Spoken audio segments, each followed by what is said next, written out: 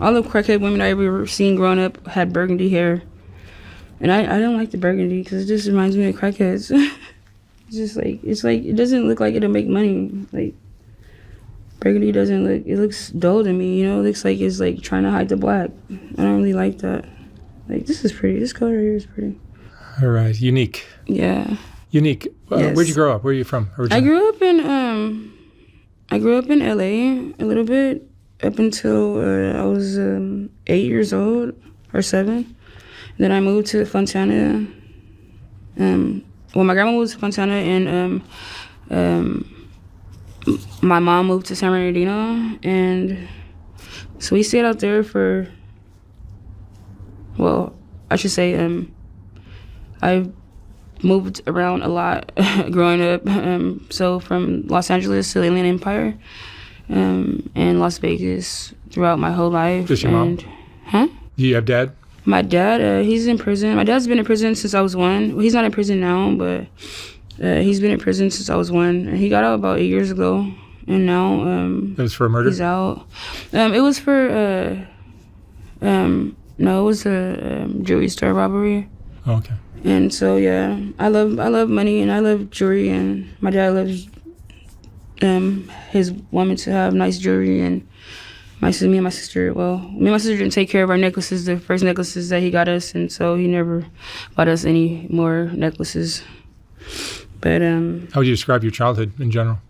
my childhood, it was cool growing up. It was just me and my sister and my mom, and yeah, it was just us. And I had older siblings from my mom, but they were with different dads, so they lived with their dad, you know, out in Ontario in a nice house. And their dad worked for UPS, so they had money, you know. My big sister and my big brother, they had like nice things. No rough spots in your childhood? They had braces and stuff. No, we lived in a nice house off of 92nd and San Pedro. The house is still there, and I loved the house, and I loved our neighbors, and we used to have fun over there. You know, my mom was tight with her neighbors, and they were very like family oriented, and I liked that. We had a kind of like a block party in the 2000. What kind of teenager 2000. were you? Huh? What kind of teenager were you? Teenager. I was how you say?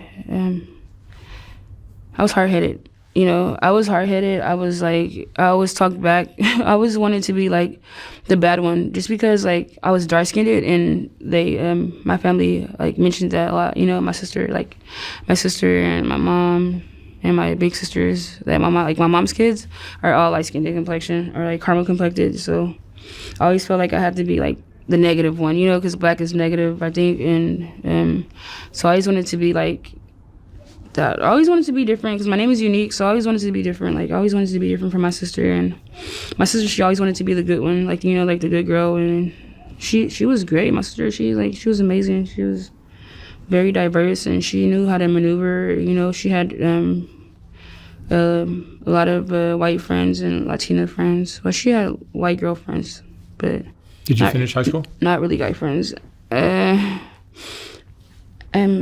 I did. I don't want to answer that. Okay. I got pregnant while I was 19 though. I got pregnant while I was 19, and I was still in high school. But yeah. Did drugs come into the picture sometime? I didn't start doing drugs until I was 20. I didn't start doing crystal until I was 24. I used to do crystal. I mean, I used to do cocaine, but I had met cocaine when I went to Alaska, and I was 21. What came first, the prostitution or the drugs? Well, I've always loved sex. I started watching porn when I was 3. I mean, I started watching porn when I was about 4. About 4, I started watching porn. Like, I think I'm a lesbian, but I'm not sure because I haven't had like a real woman relationship, like, you know, so I haven't got the chance to experience that yet, like, you know, like a relationship with a woman. But how did you get introduced to prostitution? I got introduced to prostitution through my sister. My sister told everybody that my dad like put her in but made her a prostitute when she was young, like when she was like 5 or 6. My dad had her prostituting when she was like 5 or 6 or whatever. And so I know nothing about it, like, you know, like I didn't know nothing about it. But my sister, she's been in sex industries, I mean like sex, forever. She used to start. She started on the party line. Yeah, she started on the party line, and she met guys on the party line, and they picked her up, and she had sex with them, and they gave her money and bought her food and got her clothes, got her nails done and stuff. And that's how I got introduced to it. But actually, my sister, my dad's oldest daughter, her name is Athena, introduced prostitution to my other sister, Dawana. But they got introduced to prostitution through our older sister. We call her China, and she introduced. She didn't really introduce them to it, but she told them stories about her prostitution nights. You know, like how it was when she came home from being with her parents. Where did you work when you started? My sister's. When I first worked, I started working on. I first started working on Figueroa and Western. Mm-hmm. Yeah, I used to play from Century to the 60s, 60th and Fig, and I usually just do car dates, but actually I really usually don't do car dates, but I liked the car dates because they were faster. They were like 5-minute dates, you know, in and out, like, you know, quick thing. So I didn't really mind it, but the car dates are dangerous. Like, you know, you can easily get hurt and robbed. I didn't like the car dates. You worked with pimps? Huh? Yeah, I've had 2 pimps. Yeah, one. The first pimp I met when I was 19 when I met him, and his name was they call him Louis Red, and he had tattoos of Red Louis symbols and shit, and he was pretty cool. He was a light-skinned guy. He had braces.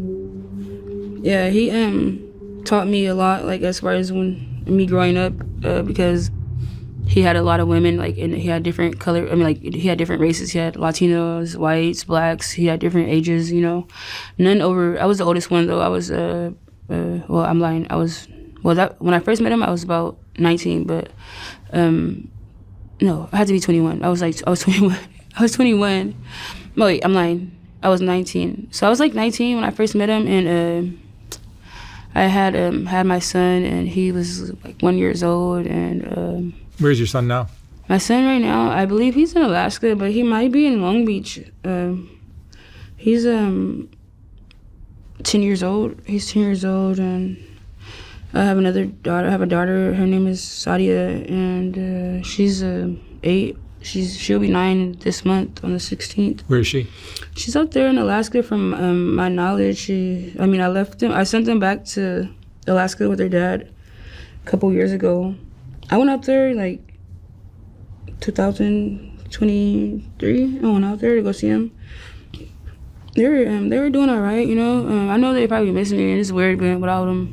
But I felt like their dad wouldn't he wouldn't allow me to take his kids out of his life, you know, like. But he liked it, you know. He was a family man, and he knew what he wanted to do, like, and he was a great dad. He's a great dad. Actually, I mean, we're great parents together. We made a good team, you know. Me and him made a great team together. Him and his mom took the time out to teach me some things about working and being committed and being loyal. They taught me about being loyal and, you know, working things out. Loyal, you know? To your pimp? Loyal to making money. And they taught me how to be loyal to making money. That, you know, I was always gonna need money, you know, and I don't know. They just taught me like how to, I guess, finesse a little bit. But so when I met Louis, I was like 19. Yeah, my son was 1, and I was like old out there. I was like the oldest one, like the youngest girl. She was probably about 15 or 16, and she just kept like, he would like make her leave, and she'll run back, she'll leave home and come back, you know, like she'll leave, like she'll be coming back the next day, she'll be coming back, like, you know, after like. How old are you now? Me, I'm 31. I'm 31, but. And your drug today is what? My drug today is fentanyl. I like fentanyl and I like crystal. I'm going through a lot. Like, I'm going through a lot right now. Just trying to figure out who I am and what I want out of life and what I want. But I'm only getting older, so shit. I feel like I gotta kind of like take some risk and you know, take a chance on life. And Tell me what's going on with your leg. my leg is just ugly. It's just so ugly and it hurts. Like my knee hurts. Like my knee, like it's so ugly. Like it just it looks like an alien. Like I tried to sell my soul to work at this barbershop. I call myself selling my soul to work at this barbershop. Like I had like this like how you say psychosis that God came to me and he was telling me that I would have to cut off my hair and dye it red, cut my hair off and dye it red, in order to be rich, like have money forever, be rich. And I sacrificed my kids and yeah. So I was trying. So what do you think is going on with your leg? My leg is this is kind of like healing, and it's just I don't really know because I've been going to USC General Hospital, and those doctors are really students that worked on my leg. Like most of those doctors or whatever are students, you know, so they're still learning how to be doctors and be nurses, and you know they're just using like. Do you think it's an infection? Have you seen a doctor about it? Right now, it's probably about to get infected because it's hurting, and I haven't seen a doctor in about like 8 months, almost a year, because I just like every time I go to hospital, they always make me stand there for about like 2 weeks, up to like 2 weeks, you know, just to see how my body is and like how my body is healing and what's going on to watch it, because like I usually do ultrasounds and X-rays and I don't know what's inside of it. Like it feels like it might be like something in my leg right here, like right here. Is it hard or soft? It's soft, but like this is a bone, but like right here, like I don't know what's all this. Like it feels like there's something that might be in there or something, like I don't know. But like see right here, it had popped. My leg popped and like something came out and it popped in here somewhere because it's wet. I don't know where it popped at. I don't know when it popped, but when it popped, it smells. When it pops, I don't smell it. Like, I don't smell it or anything, but I know it popped in here and I apologize about it. I say that my leg farts. Like, sometimes I'll pick out my leg and then I'll say, like, it feels like I'm shitting. I don't like to fart in front of guys. That's one of my biggest, I hate farting in front of guys. But I asked the guy what was the worst thing a girl can do around him, and he said to pick her feet. So just imagine if I was picking my leg around him. It kind of stinks, though. But these are my donor spots. They took the skin off my thighs to cover up the leg, and I'm guessing that this part right here, my leg was left on there. Like this part that was the only thing that was on there. Like everything else was just bone and crushed. But I'm very sensitive, and I'm thinking that like my nerves are sensitive because every one of my cells blew up. Like my leg is so big that I'm thinking every one of my cells blew up. Like everyone had a feeling that like, it's so big. Like it's crazy. But yeah, I'm sensitive, and I liked working on Fig. I made it $500 in 15 minutes. But some guy from New York had gave me $500. He just wanted to like, actually he wanted to do anal. He fucked me in my ass. And it felt alright. His dick was about 6 inches, 7 inches, so it didn't really hurt that bad. And I met this guy. He had a vibrator. He had a Jeep. He had a Jeep, and he had vibrators. He brought vibrators to the room. He got a room on like Broadway and 108th, and he had vibrators, and he introduced me to vibrators. Actually, I lied.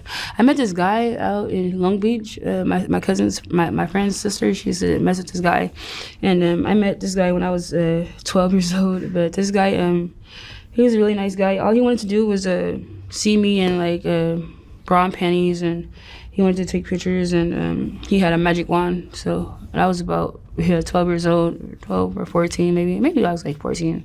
I probably was about 14, yeah. So he introduced me to the magic wand, and I ended up getting one of those when I was about 23. What is a magic wand? It's a vibrator. Like, it's one of the vibrators. It's the white vibrator with the head on it that the pornos use. I mean, the porn stars use. That is like a long head little fucking... He gave that to you at what age? Huh? He gave that to you at what age? 12. 12 or 13 or 14. It's between 12 and 14. Yeah. So he was like the third guy that I had got paid for sex. When did that kind of work start for you? And it started when I was everything started when I was 12. After my mom went to my mom had went to a coma. She got into a fight, and she had ended up having an aneurysm, and she had to have brain surgery, and so she turned into a vegetable. Well, she died 8 years later, and or 9 years later. And sorry. She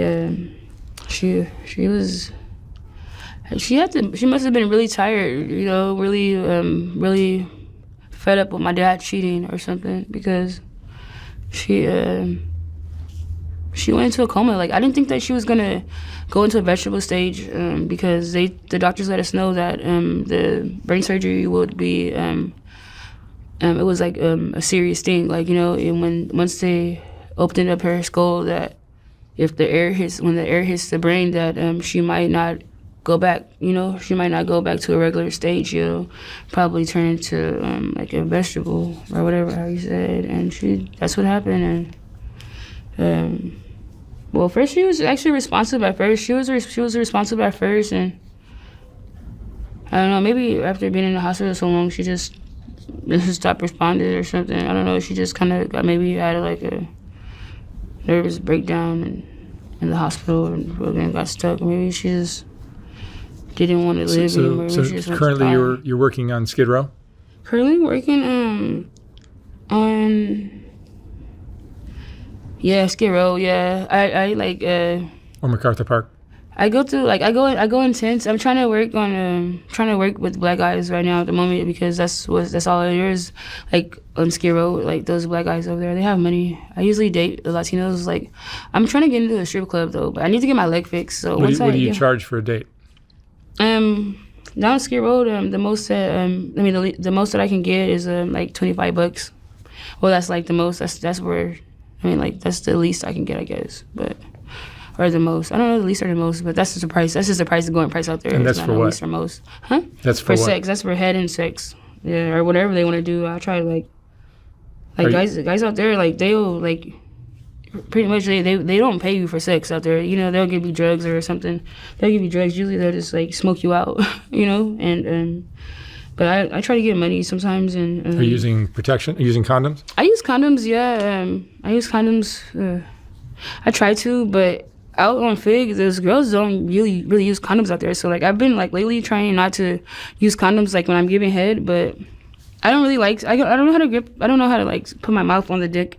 Like I can't suck on it without a condom, because I know that the guy, I don't know, is fucking somebody or something. So I don't like gripping the. I don't know how to suck on it. I was in a relationship when I was living in Alaska 5 or 6 years ago, but I haven't been in a relationship since then, and I'm in a relationship now, but the guy that I'm with, he's actually like a gigolo. He's like a male prostitute, or he's in the sex industry. He's like a sex slave or something, and he but it's cause I feel like cause he wants to, like, I think he's had a choice to leave now, but he's just so used to being with them that he doesn't want to leave. I'm thinking, but actually now that these people, I don't know who they are because I haven't met them, but I can tell like that things are changing a little bit now that they see that I like him, that they're like trying to get hold of him back. But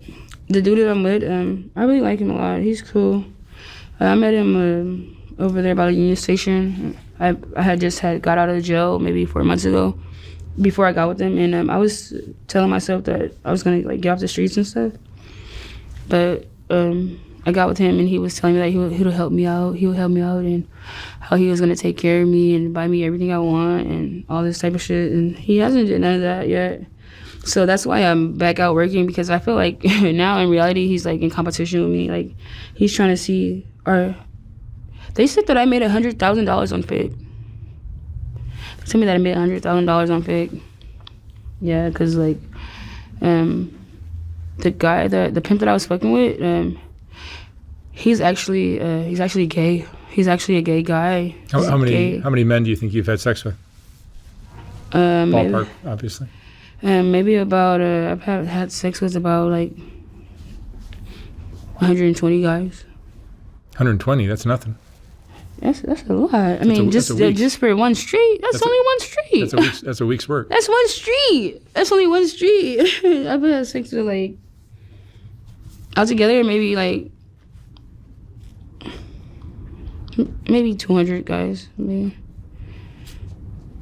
No, I maybe had sex with like 160 guys. Do you enjoy this kind of work that you're doing? I enjoy now like I like making the money.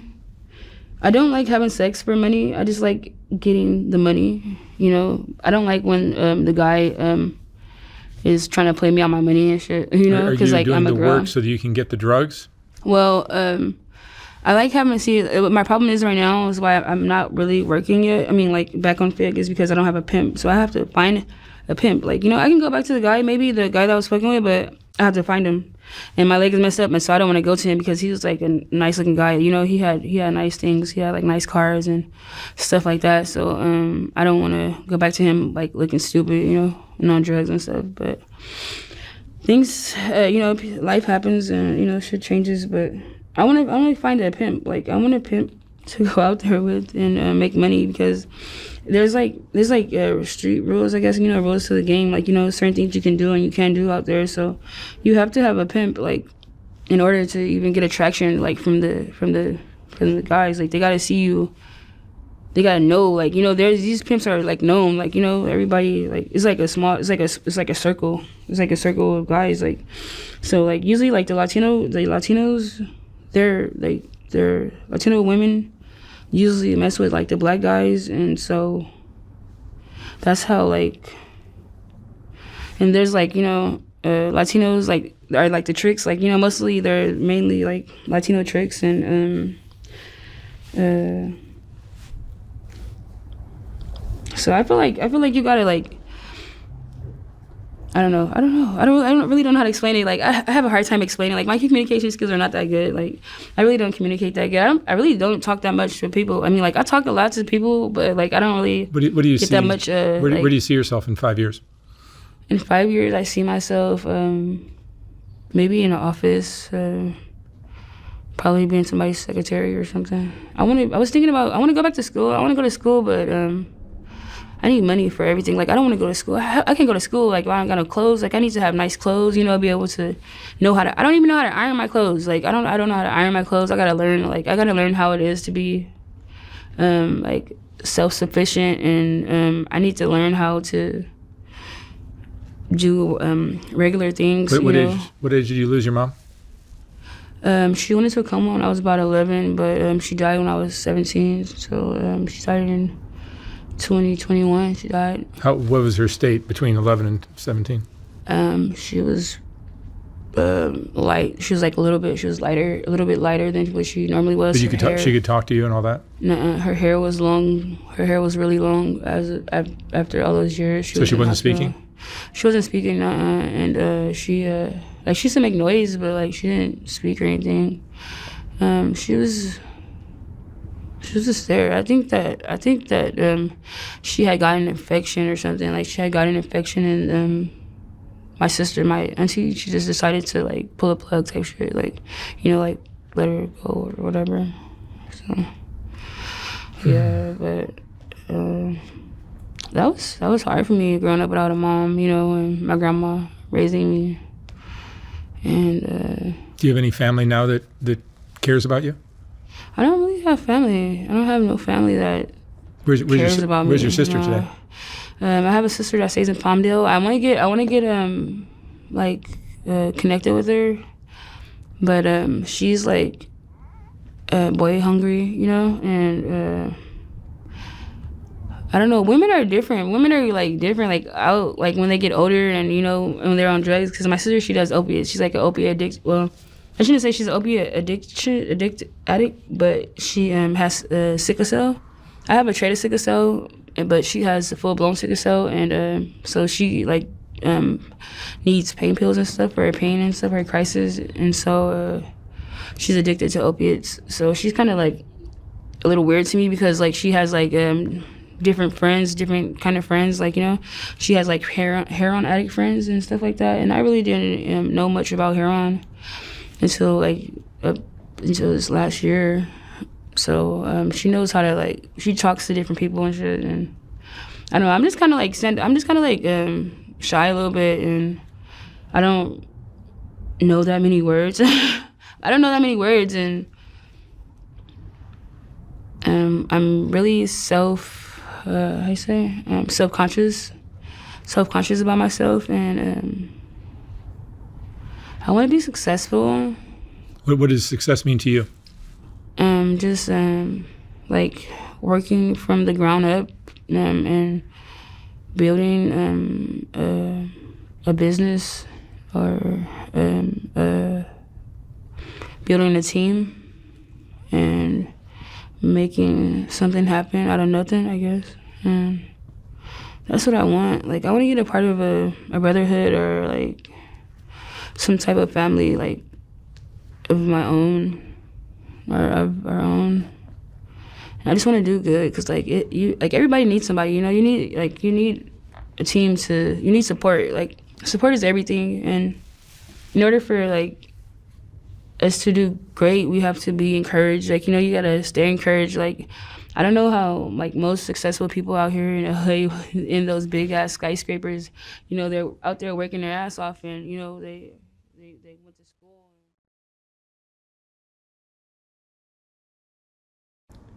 When I was designing the first Soft White Underbelly book, I realized that there were so many great portraits that weren't going to make it into that book. They just wouldn't fit. And once I saw how well that first book sold, I knew I'd have to design a second book. This second book is finally ready to ship. Like the first one, this book has a collection of some of the best portraits from Soft White Underbelly, accompanied by a quote from that person's interview. This book features another group of Rebecca portraits, as well as a collection of color images of the Whitaker family, and plenty of others. You can order yours for $125 or $150 for a signed copy at softwhiteunderbelly.org. Again, like the first book, once this book is sold out, I will not be printing more of them. The portraits are what Soft White Underbelly is all about, and these two books contain the best of all that work. Thank you for watching.